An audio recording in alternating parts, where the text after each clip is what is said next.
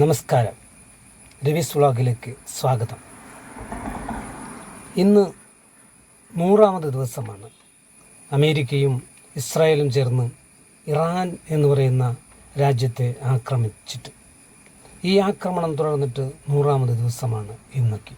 അമേരിക്കയും ഇസ്രായേലും ചേർന്ന് എന്താണ് നേടിയെടുത്തത് എന്ന് പറയാമോ? ലോകത്തെ ആകെ അനിശ്ചിതത്വത്തിലും സമ്പൂർണ്ണ ഇന്ധന ക്ഷാമത്തിലേക്കും തള്ളിവിട്ട ഒരു യുദ്ധമായി ഇത് മാറിയിരിക്കുന്നു. ഡോളർ ആഗോള കുത്തകയാക്കി വച്ചിരിക്കുന്ന അമേരിക്കയുടെ ആഗോള കുത്തക അവസാനിപ്പിച്ചിരിക്കുന്നു. കഴിഞ്ഞ 4 പതിറ്റാണ്ടുകാലം പാശ്ചാത്യ ഉപരോധവും ശത്രുക്കളുടെ ആക്രമണം മൂലം ഇറാനുണ്ടായ തകർച്ചയിൽ നിന്നും ഇറാനെ പരാജയപ്പെടുത്തുവാൻ പറ്റിയ സന്ദർഭമാണിത് എന്ന് കരുതിക്കൂട്ടി മനസ്സിലാക്കിക്കൊണ്ടാണ് അമേരിക്കയും ഇസ്രായേലും ചേർന്ന് ഇറാനെതിരെ യുദ്ധം പ്രഖ്യാപിച്ചത്. ആ പ്രഖ്യാപനം അമേരിക്കൻ ആധിപത്യത്തിലുള്ള ഡോളറിൻ്റെ ആഗോള അവസാനിപ്പിക്കുന്ന അവസ്ഥയിലേക്കാണ് ഇന്ന് 100ാം ദിനമായ യുദ്ധം എത്തി നിൽക്കുന്നത്.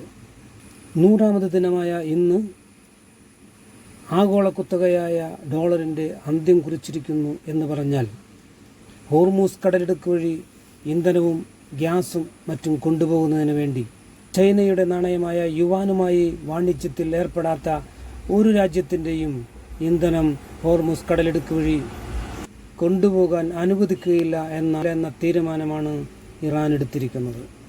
അമേരിക്കയ്ക്ക് വൻ തിരിച്ചടിയാണ് ഇറാനിൽ നിന്നും വന്നുകൊണ്ടിരിക്കുന്നത്. ഇറാനെ ഇപ്പോൾ തകർത്ത് കളയാം എന്ന വ്യാമോഹത്തോടു കൂടി വന്ന അമേരിക്ക മുട്ടുമടക്കിയിരിക്കുന്നു എന്ന് വേണം കരുതാൻ. എന്നാൽ തങ്ങൾ തോറ്റിട്ടില്ല എന്ന് പ്രഖ്യാപിക്കുന്ന രീതിയിൽ ഇടയ്ക്കിടയ്ക്ക് ബോംബിംഗ് നടത്തുന്നു.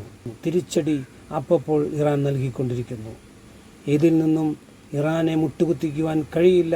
100ാമത് ദിവസവും ലോകജനതയ്ക്ക് സമ്മാനിക്കുന്നത് ഇന്ത്യയിൽ നടക്കുന്ന വിലക്കയറ്റത്തിൻ്റെയും പെട്രോളിയം ഉൽപ്പന്നങ്ങളുടെയും ഡീസലിൻ്റെയും ഗ്യാസിൻ്റെയും വിലവർധനവിൽ വൻ വിലക്കയറ്റമാണ് രാജ്യത്ത് സൃഷ്ടിച്ചു കൊണ്ടിരിക്കുന്നത്. അതിൻ്റെ ഫലമായി നമ്മുടെ നാട്ടിലുള്ള ഗ്യാസിൻ്റെ ക്ഷാമം മൂലം ഹോട്ടലുകൾ അടച്ചുപൂട്ടുന്നു, റെസ്റ്റോറൻറ്റുകൾ അടച്ചുപൂട്ടുന്നു, ചെറുകിട തട്ടുകടകൾ അടച്ചുപൂട്ടുന്നു. എന്തിനേറെ കാറ്ററിംഗ് മേഖല വരെ തകർന്ന് തരിപ്പണമായി കൊണ്ടിരിക്കുന്ന അവസ്ഥയാണ്